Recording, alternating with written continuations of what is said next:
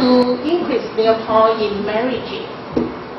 But despite the increase of importance of women employment, the gender division of domestic labor persists. Cultural norm reinforcement dominance over women is often used to explain the unequal power dynamic in marriage, but the research have noted the impact of economic change on gender role needs to be analyzed within the cultural context. So in this study, we bring some research questions into this study. The first is what impact could be bring into the transnational marriage when immigrant women are employed. The second question is, can immigrant women benefit from their employment, or their employment reinforce gender inequalities in their marriage? The third question is, how do these families rearrange daily care and the housework when immigrant women are employed? The fourth question is, how does the Taiwanese patriarchal gender norm shape the dynamic of gender role in everyday life? And in our paper, we present some theory related to the gender division of household. Two kind of theory presented in our paper. The first is about resource exchange theory, and the second theory from family's perspective. And we also discuss about strategy for work-family balance in the household, but I'm not going into the detail in the presentation. We use qualitative interview with 42 Southeastern Asia women in between 2008 to 2011, about 2.5 years. And 42 participants, their nationality, 17 from Vietnam, 14 from Indonesia, 6 from Thailand, and 5 from Cambodia. I'm not conducting in-depth interview with Chinese immigrant women because total different group. They Chinese have a more similar culture compared to Southeastern Asian immigrant women. So my paper just focuses on 42 come from Southeastern Asian women, and the age. When I conduct interview, their age around 24 to 45 years old. Average is around 35 years old. Resident in Taiwan about 10 years. And most of women at least have one child. The most is 2 child. Family structure. 12 immigrant women come from extended family. 19 immigrant women come from nuclear family. 11 are single mother. I think this situation depends on the time I conduct the interview. It's not the original. Maybe they came to Taiwan in the original. Their husband family structure is extended family, but changed to nuclear family. Background of husband, most of from peasant and working class. 17 from working class, but 24 is not from working class. Maybe do some small business or self-employed. And we conduct in-depth interview, and we ask some questions. The question about length of their stay in Taiwan, how many children they had from their current marriage, and the number of members of their family. Do they need to care for the family member? What kind of care do they provide? Is there any family member or pay care worker. I remember maybe 3 or 4 immigrants. The family have hired care worker to care for husband or care for parent-in-law.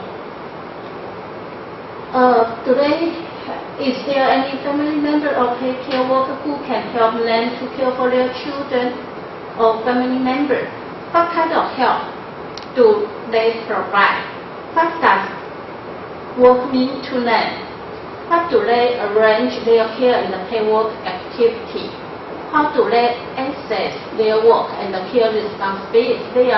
What are their strategies toward work-family balance? And in the discussion, some concepts come from the past analysis. We just divide into 5 topics in the discussion. The first is unexpected role expectation from the patriarchal gender norm. I just want to show some examples from my interview. The gap of role expectation between immigrants and their husband often leads to tension and even generate spouse and the family dispute. How much tension between 2 sides could be less in general depend on how the family respect to immigrants. For example, Amy was from Thailand. Yeah, in Thailand.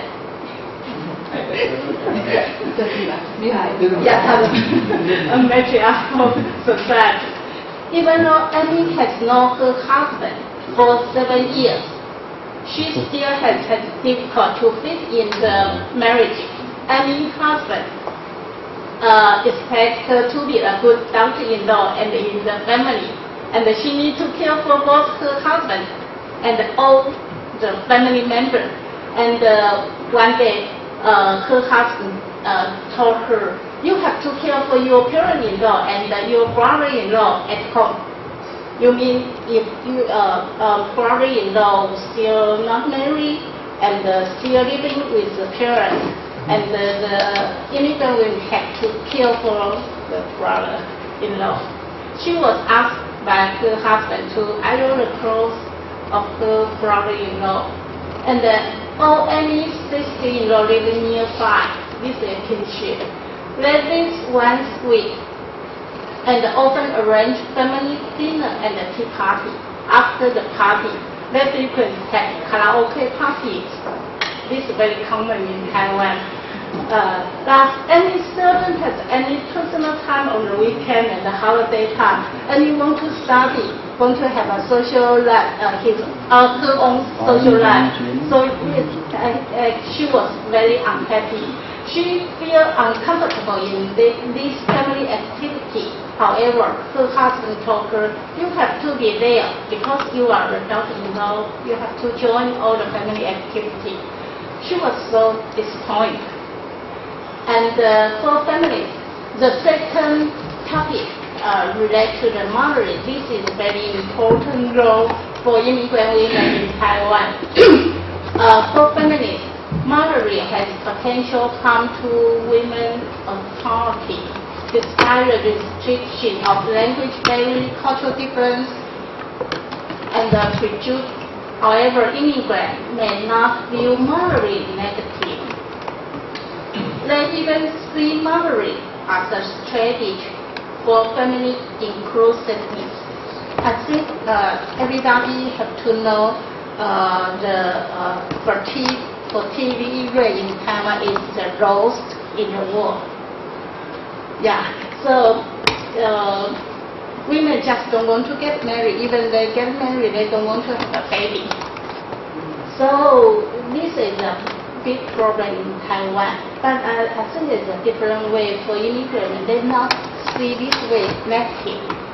Maybe they perceive they have they are expected to have a baby, have next generation for the family. So they think this is important to have a baby, then connect to the society, connect to outside of the family. For example, Huangda, a 27-year-old in Indonesia, is the eldest child of a Christian family. Founder left her homeland because she wanted to get away from poverty and the unhappy family relationship.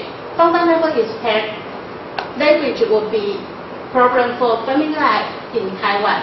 However, due to language barrier, she did not talk to her husband during the first 6 months in Taiwan. This situation did not improve until her first child was born. Founder believed that the spouse support can be improved if they have a child, so Founder decided to be present. Since the first baby girl was born, Founder discovered that the spouse and the family relationship has improved.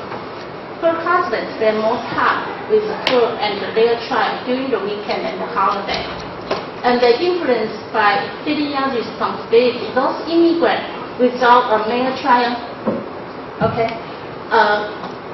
face tremendous pressure from the family. This tension will lead serious spouse dispute, even threat to divorce. For example, Molly, a 31-year-old Cambodian, is young child of a working class family. Due to the unstable political circumstance, Molly's parents asked Molly to leave the homeland. Molly's old sister married a Taiwanese man 1 year ago. She introduced a colleague of her husband to Molly. 1 year later, Molly married and moved to Taiwan. Molly's husband is the eldest son and the grandson in the family. Therefore, the family expects Molly to have a male child to ensure the continuation of the parental line. However, Molly was infertile for several years. She and her husband spent large money and time to overcome infertility. Finally, they had a baby girl. However, her husband never came to a hospital during her pregnancy. One day, right after some kind of examination, her husband asked her the baby was a boy or a girl. When her husband learned that it was a girl, he stopped caring about her pregnancy, and her mother-in-law told her, "I cannot be a babysitter for you." So I think finally they get divorced. And Yali, a 44-year-old Indonesian, already living in Taiwan 14 years. Her husband ran a small motorcycle shop in south of Taiwan. Her first child is a baby girl. And her mother-in-law just unhappy with the result and often complained, "We pay for the marriage about $15,000, but you only gave us a female child."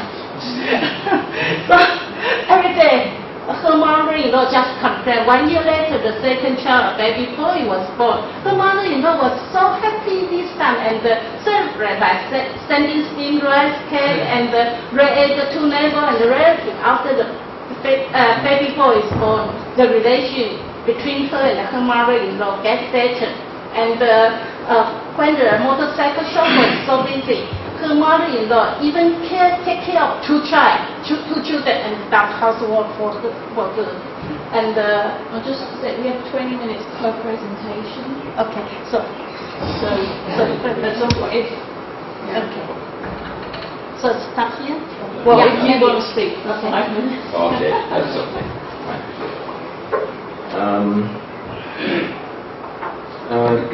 I'll just talk about main point, which is about the turning point. Dr. Pan has talked about the mothering, and in our study we find that most immigrants would have a child after they go to Taiwan. So within 1 year they will have a child, and when they have a child, it is when they have a child, it is the time for them to work. They have opportunity to work due to if you want to raise a child, you have to get more money. So from some point, we can say maybe this immigrant doesn't expect they have to work in Taiwan. Maybe they expect they just have a child and going through easy life without work. But I think for the dynamic of diaspora, there is something they can expect, but there is something they cannot expect. So I think they cannot expect maybe they have to work. But what kind of factor will influence their work? The first factor will be economic condition. So if the family economic condition is not good, so the immigrant will go to work. The second fact is the personal or social identity. Maybe the family condition is good, but the immigrant think that if they participate, they get a job, they have more opportunity to participate in society. Or they might get some respect from the work. And so when they go to work, we can look at how the gender division of household will change or not. It depends on the family structure. If the family structure is nuclear family, the gender role could be changed because in the nuclear family, there is no mother-in-law, there is no father-in-law to interfere. So the husband will help the wife to do some housework. But if it's in the extended family structure, they have a mother-in-law, they have father-in-law. Mother-in-law and the father-in-law would not allow their child, that's the immigrant's husband, to do the housework. So we are here talking about is this if the immigrant got a job, is it an opportunity to change the gender role, or the gender role is still there? I think that's it. Thank you.